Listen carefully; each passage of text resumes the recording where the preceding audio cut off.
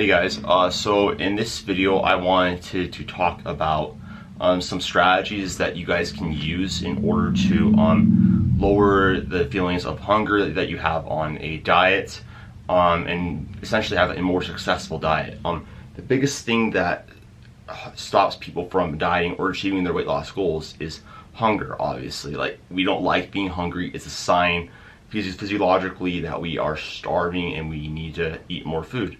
Like, your body does not know that you are just choosing to not eat the food that is in the pantry. It just knows I don't have as much energy availability as I need in order to sustain my normal body weight, normal body functions. It's a disruption to homeostasis. The body kind of has like these alarm bells go off in its head, and it's like, alarm, alarm, alarm, must eat food. Why the heck are you not eating food? So I wanted to talk about some strategies that I personally use, and I used in my previous extended diets to get super lean. I do want to preface this video with just saying that these are just hunger management strategies. Inherently, when you are dieting and when you are losing weight, you should 100% expect to still feel some sort of lingering hunger in spite of these strategies that I am going to present to you. Except that that's just a part of the process, and it's literally biofeedback that you are in an energy deficit. But obviously, if we can mitigate those feelings of hunger, help increase feelings of fullness and satiety, that is, ideal. So I have a whiteboard here, busting it out for this video. Kind of just going to go briefly over each one, try to explain it as succinctly as possible and in layman's terms. But basically, so number one, choose higher volume foods. So what that basically means is that there are different foods that have different energy densities, so calories. Eating more pizza is going to have more calories than having like broccoli per gram. So basically, when we talk about higher volume foods, the whole benefit of that is that it will stretch your stomach, and your stomach will send you signals to your brain and say, you're full, we cannot tolerate any more food, stop eating. And that will therefore reduce your chances of overeating and help you adhere to a calorie deficit easier. Some examples of high volume foods would be any sort of fruit or vegetable, particularly salads and fruit, and then lean meats, stuff like that. Basically anything that you kind of can think about as like healthy, quote unquote, that's going to basically be a higher volume food, and it's going to help you be more full. Additionally, whole grains are typically going to be a little bit higher volume per calorie and gram. So basically, like whole wheat bread, oats, stuff like that. Anyways, you guys get the picture. The second one is FPRH. Well, what the hell does that mean? Well, it's the food palatability reward hypothesis, and it's a little bit more difficult to understand. But I'll basically give the whole biology behind it very fast. So essentially, your hypothalamus in your brain controls hunger signals, and there's something called there's just basically a certain axis in the brain, the hypothalamic pituitary axis, HPTA axis, that regulates that. And basically, it releases certain neurochemicals such as dopamine and whatnot. And with food, there is positive feedback with super tasty food. So your brain kind of gets that release of dopamine, which makes you feel happy, and then serotonin, which relaxes you. So if you're eating, and we all know this, like you're eating, and basically it makes it harder to stop eating. And we kind of all know this intuitively. If I give you the choice to eat as much broccoli as you want versus as much ice cream as you want, broccoli is going to be a lot less exciting. You're not going to feel as hyped to eat it. You're not going to want to keep eating more. You're going to keep getting bored because you're not getting that same dopamine hit as you would if you were eating ice cream, because it tastes really good.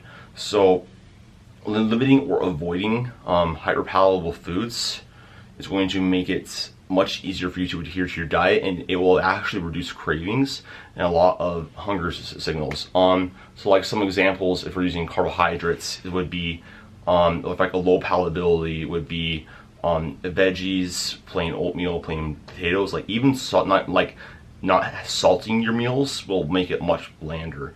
And some, obviously there's the question of, well, you need salt, which is true. A very simple way to do that is have put in some salt into your pre-workout, or have it just whatever orally throughout the day. It's not that complex. But vegetables, plain oatmeal, plain potatoes would be low palatability. Moderate palatability would be whole grain breads, pasta, rice, and beans. High palatability would be like French fries and ice cream, and super high palatability would be chips, cookies, cakes, candies, bars. So basically, like the more tasty foods that like you want to eat more of, like that basically when you're 10 years old, that's all that you wanted to eat. You can still have those as long as you can control it. But if you're having really bad hunger, I would recommend using the food palatability reward hypothesis. Experiment with eating more bland foods intentionally, and you'll probably have less cravings and be less hungry in between meals. And this is honestly like the biggest thing I think in my diet that made the biggest difference. For the first 12 weeks of this diet that I did, it really wasn't that hard, and especially because of this. Now, when I got down to lower body fat percentages, obviously just because I'm dipping below, into these very lean states, I want to be more hungry, but I didn't really have the same cravings, and I found that I was able to stave off hunger a lot better. So yeah, that's basically the food palatability reward hypothesis. I would definitely use it because it's been a huge game changer for me. Next one would be increasing protein intake. So protein is super filling. It's much harder to eat generally protein sources just because of like the texture of it, and there is some sort of texture component to satiety. Like if you physically like the texture of your food, you're going to want to keep eating it, versus like if you don't like it. And like typically chicken and steak is like super hard to chew, takes a lot more mouth power, so that's going to help you feel fuller for longer.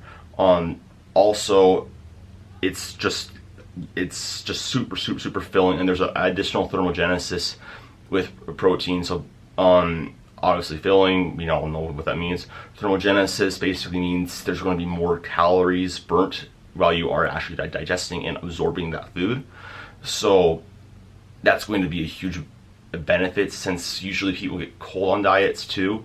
It's going to also help increase your core body temperature, which will actually have an effect on your metabolic rate, and help you burn more calories while you are digesting the food. So yeah, that's what I recommend. It also just like reduces the allotment that you can have of like carbs and fats, so that can take advantage of the food palatability reward hypothesis. But again, still like make sure that you do have at least a baseline to support your training, because that's super important with lean tissue retention, yada yada yada. The next one would be biasing nutrient timing. What I mean by this is basically eat more around periods of the day when you know that you're full.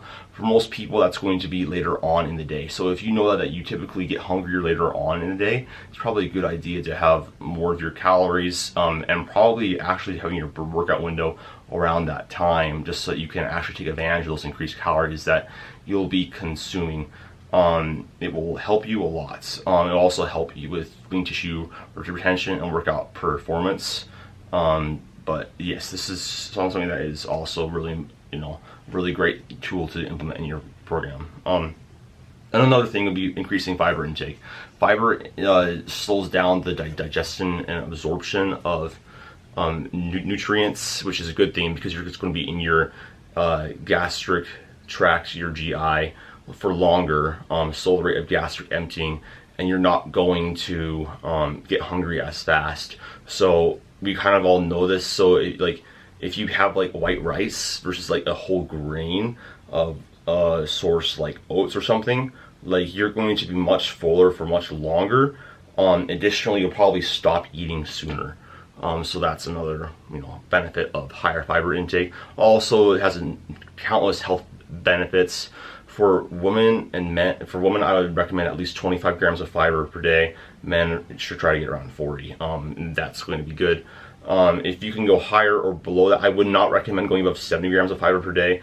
Most people have big issues around that, but it is highly genetic. I know some people get like well over that and they feel fine. A lot of it has to do with what your GI is used to. So if you're all of a sudden going to like go from like 20 grams of fiber to 50, you're probably going to have some digestion issues and bloating, which isn't really ideal.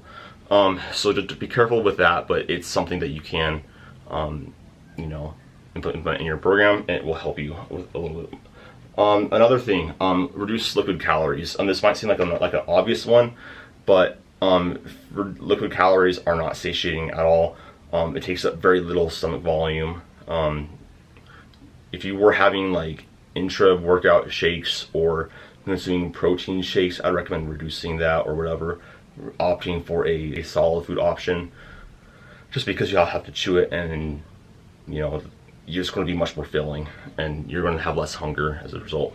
Another thing is going to be increasing caffeine intake.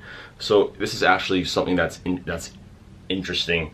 Caffeine acts as an appetite suppressant, and it can also make you a little bit more energetic and increase your non-exercise activity thermogenesis. So walking, you might work out harder.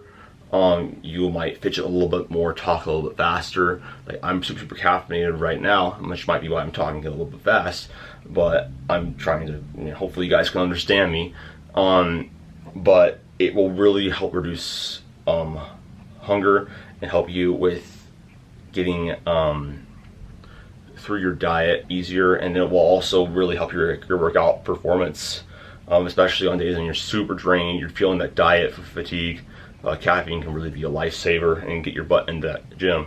Because like for me too, like there is a placebo effect with like, okay, I just took my pre-workout or my caffeine hit, I'm going to, you know, now it's time to go to work. I just took this, I'm going to, you know, be able to work harder, yada yada yada.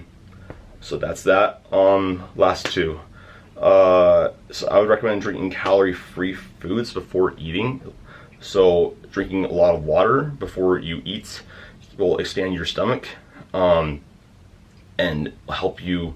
It will take advantage of the mechanoreceptors in your brain, which will send negative feedback to your brain and say stop eating sooner. We're full. And then likewise eat slowly. Oh, I did not spell that right. That's a little awkward. But eat slower with your meals. Again, it takes about 20 to 30 minutes to actually feel full from the calories that you are eating, because it has a delayed response with the brain and whatnot. So eating a little bit slower will help you, again, be a little more mindful of what you're eating, and will reduce hunger signals. So I hope that this was helpful. Dieting is not necessarily easy, but this is something that you're interested in. You want to lose some body fat. You know, I would recommend incorporating these hunger management strategies into your plan, and they'll probably help you out a lot. Again, the hunger still will be there, but these are strategies to help mitigate that hunger that you are feeling. So anyways, hope that you guys like this video. If you liked it, please like, share, subscribe, follow me, coaching programs, links down below. And until then, I'll see you in the next one. Peace.